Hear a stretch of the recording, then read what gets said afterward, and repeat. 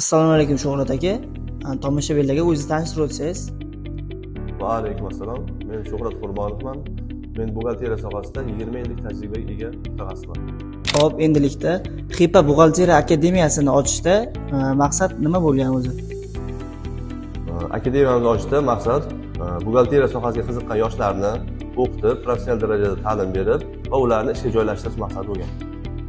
Sizning o'quv markazingizning boshqa o'quv markazlaridan qanaqa farqi bor?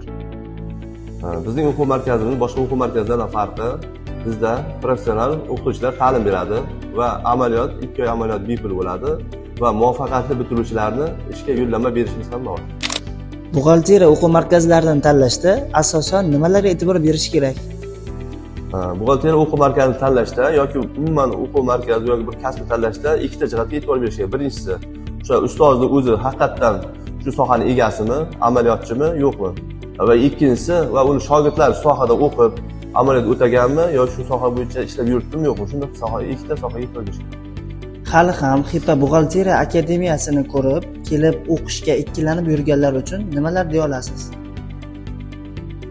Agar bizni kuzatib yurib, o'qishda ikkilanib yurganlarga birinchi darsimiz bepul, bir ko'rib, kelib qatnashib ko'rsin va xulosa qilsin.